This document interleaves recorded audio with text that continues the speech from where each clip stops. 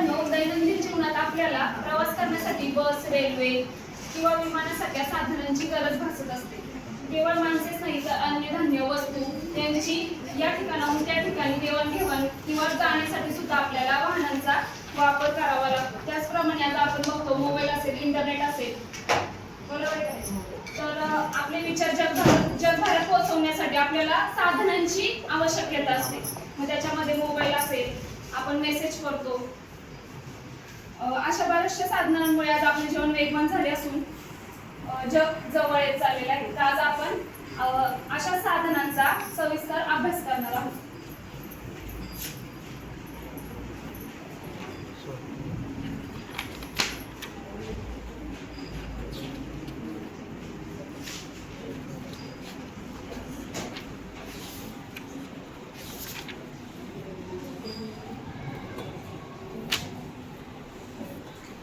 तर मला सांगा, वाहतूक म्हणजे काय? कोण सांगू शकतं? वाहतूक म्हणजे काय? आत्ताच मी सांगितलं. येईल तसं सांगा. सांगा ना, आपण आपल्या जीवनात वाहतुकीचा वापर करतो का नाही? मग वाहतूक म्हणजे काय? उठा, कोणी उठा एक जणांनी.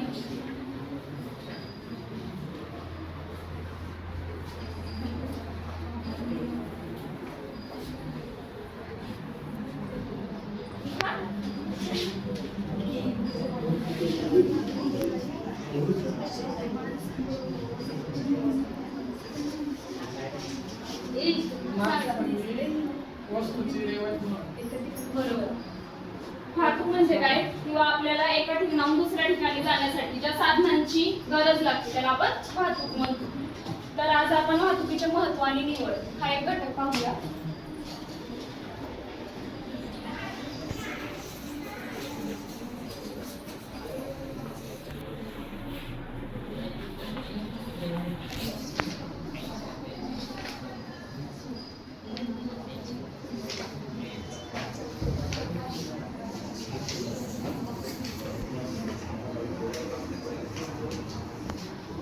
वाहतुकीचे महत्त्व काय आहे? तर वाहतूक ही केवळ व्यक्ती आणि वस्तूंची ने-आण नसून ती कोणत्याही प्रदेशाच्या विकासाची एक धान्य मानली जाते. वाहतुकीच्या मार्गांची निवड करताना केवळ अंतर न पाहता त्यामध्ये आपण या विविध साधनांचा किंवा ह्या बाबींचा विचार करतो. वाहतूक करण्यासाठी फक्त अंतर न पाहता प्राकृतिक रचना, मार्ग, साधने, बाजारपेठ, हवामान, वस्तू, वेळ, खर्च, कालावधी या सगळ्या बाबींचा जर विचार केला तर वाहतूक साधी, सोपी आणि सुलभ होऊन जाते.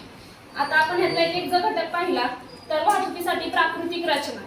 प्राकृतिक रचना म्हणजे नद्या, डोंगर, नद्या यांचा आपण जर हे केला नीट त्या पद्धतीने जर केलं तर वाहतूक सुलभ होते. मार्ग आणि साधने जर घेतलं तर मार्ग आणि साधण्यामध्ये आपण बघतो रस्ते वाहतूक असेल, लोहमार्ग असेल, म्हणजे सगळ्या जर साधनांचा जर आपण वापर केला तर वाहतुकीसाठी आपल्याला सुलभ होऊन जाते. त्याप्रमाणे हवामान असतं, हवामानाचा देखील विचार केला पाहिजे.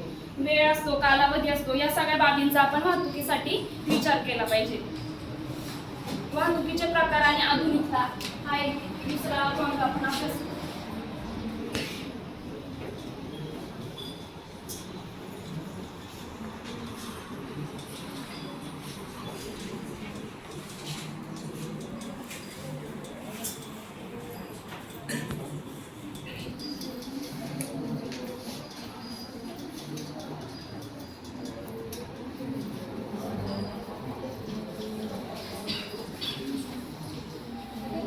वाहतुकीचे प्रकार आणि आधुनिकता यामध्ये भूरचना आणि गरजेनुसार रस्ते मार्ग असतील, लोहमार्ग असतील, जलमार्ग, हवाई मार्ग आणि नलिका मार्ग असे वाहतुकीचे प्रकार पडतात. आजकाल आपण बघतोय की वाहतुकीसाठी आपल्याला रस्त्यांमध्ये रस्ते वाहतूक करताना दिसते. रस्त्यावर अनेक कंटेनर असतात. कंटेनरमध्ये एखादी जास्त प्रमाणात जो माल असतो तो कंटेनरमधून वाहतूक करून तो दुसऱ्या ठिकाणी घेऊन गेलेला असतो. की आपण जर छोट्या गाडीत तो माल ठेवला तर तो आपल्याला जास्त प्रमाणात नेता येत नाही. तसं कंटेनर जो असतो त्याच्यामध्ये आपण भरपूर जास्त प्रमाणामध्ये माल या ठिकाणाहून दुसऱ्या ठिकाणी घेऊन जाऊ शकतो. दुसरं आहे आपलं लोहमार्ग. आपण एक बघतो की ट्रेन असते त्यामध्ये मालगाडी असते.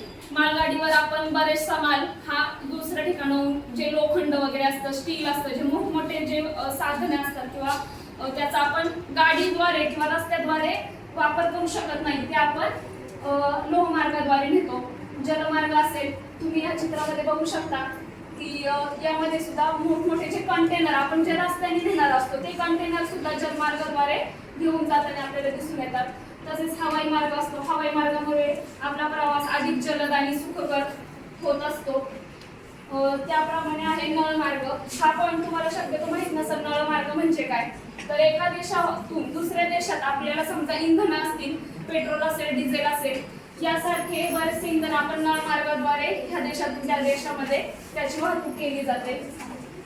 त्यानंतर हे दोन जे नवीन पॉईंट आहेत त्यामध्ये एक आहे हरितछन्न मार्ग आणि दुसरा आहे रोरो वाहतूक.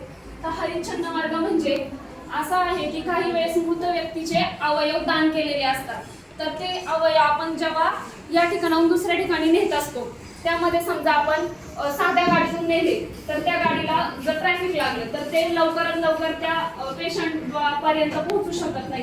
त्यासाठी ही हरितछन्न मार्ग म्हणजे ग्रीन कॉरिडॉर अशा नावाची जी ॲम्ब्युलन्स असते त्याद्वारे एका मृत व्यक्तीचे अवयव दान केलेले असतात. अशा वेळेस दात्याच्या ठिकाणापासून गरजूपर्यंत असे अवयव तातडीने पोहोचणे आवश्यक असते.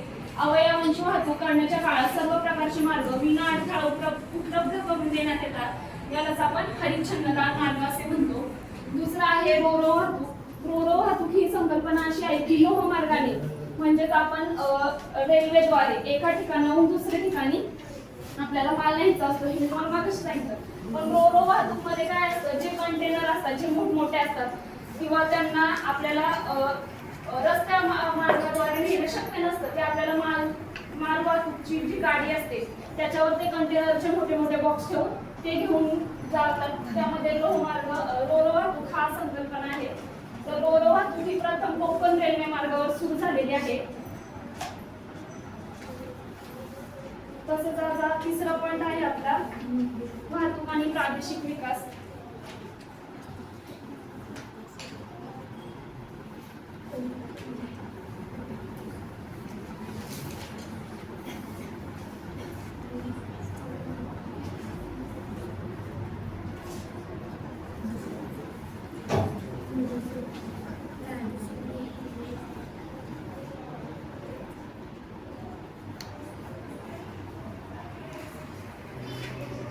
वाहतूक आणि प्रादेशिक विकास ही संकल्पना अशी आहे की वाहतुकीच्या जाळ्याचा विस्तार हा त्या प्रदेशाच्या औद्योगिक आणि शहरीकरणाचा निर्देशांक असतो.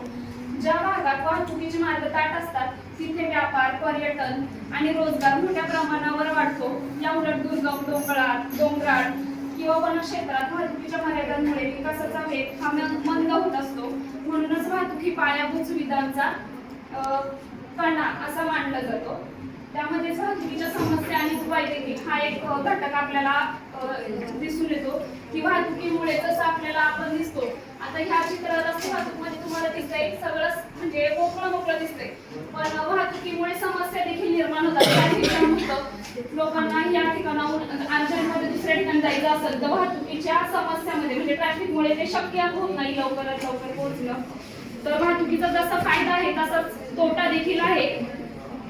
अजून त्याच्यावर आपण काय उपाय करू शकतो किंवा वाहतुकीमुळे प्रदूषण एक दिसतं, हवा किंवा ध्वनीचं प्रदूषण आपल्याला दिसतं. जास्त प्रमाणात गाड्यांचं प्रमाण जास्त असेल तर हवेमध्ये प्रदूषण होतं, धूर जातो, त्यामुळे ते होतं. परत ध्वनीचं एक प्रदूषण होतं की जास्त ट्रॅफिक झालं असेल तर माणसं जास्त हॉर्न वाजवतात, त्यामुळे ध्वनीचं एक प्रदूषण आपल्याला ह्या पाठामध्ये दिसून येतं.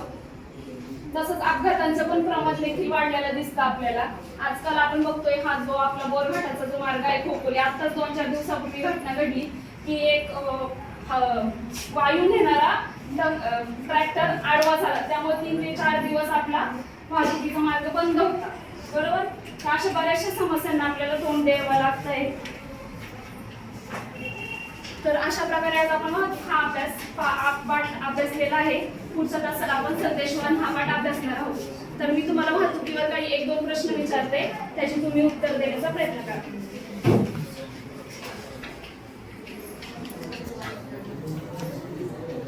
नैसर्गिक अडथळ्यामुळे वेळ वाचवण्यासाठी कोकण रेल्वेने कोणती सुविधा सुरू केली आहे? बरोबर, रोरो वाहतूक ही सुविधा चालू केलेली आहे. दुसरा आहे जगातील सर्वात महागडा वाहतूक मार्ग कोणता? कोण सांगतं त्या? बरोबर, हवाई वाहतूक ही सगळ्यात महागडी आहे. कारण की आपण बघतो बाकीचे तर आपण रस्त्यावरून वाहतूक करणार असो किंवा रेल्वेने करतो असो त्याचं तिकीट हे स्वस्त असतं, पण हवाई वाहतूक असते जी विमाने आपल्याला प्रवास करायचा असतो त्याचं तिकीट हे महाग असतं. त्याचप्रमाणे आपण दोन गाड्या जागा बघणार आहोत. लोहमार्ग व रस्ते मार्ग तयार करताना डॅश डॅश रचनेचा प्रामुख्याने विचार केला जातो. तर कोणत्या रचनेचा केला जातो सांगा? प्रयत्न चांगला होता, तरी अजून एक वेगळा शब्द आहे त्याचा.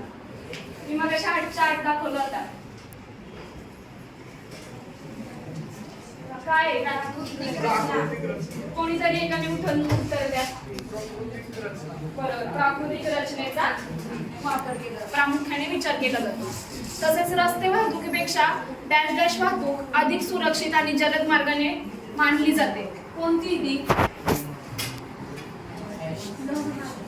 बरोबर, लोहमार्ग म्हणजेच रेल्वे मार्गाने जी आपण वाहतूक केली जातो ती जलद आणि सुरक्षित मानली जाते. तर आता मी तुम्हाला एक स्वाध्याय देते, तो लिहून घ्या तुम्ही.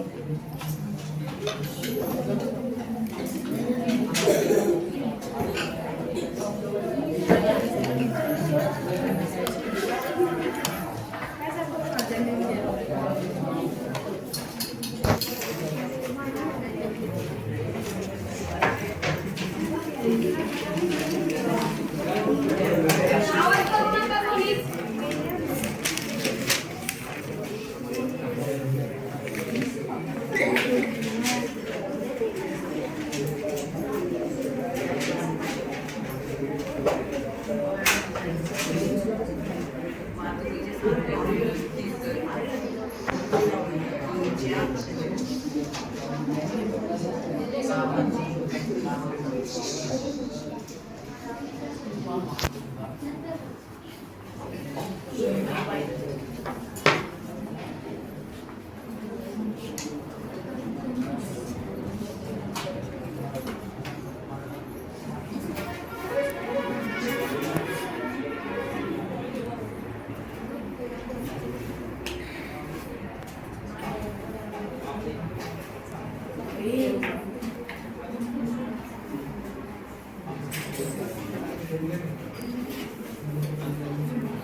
तर स्वतःसाठी असा प्रश्न आहे की वाहतुकीची जर साधने नसतील तर तुमच्या गावाचा किंवा शहराचा विकास झाला असता का? काय वाटतं तुम्हाला?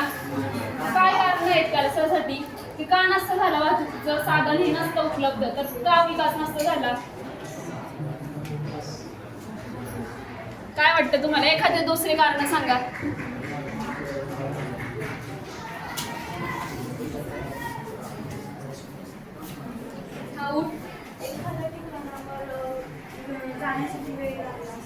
बरोबर, जर रस्ते वाहतूकच नसती तर आपल्याला एका ठिकाणाहून दुसऱ्या ठिकाणी जायला वेळ लागला असता.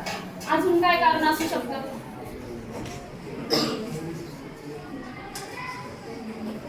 एखाद्या व्यक्तीला समजा इमर्जन्सी असेल, हॉस्पिटलला जायचं असेल, अपघात झाला असेल तर तिथं जर समजा आपल्याला वाहतूकच नसती तर त्या व्यक्तीचा जीव देखील जाण्याची शक्यता जास्त असते. बरोबर.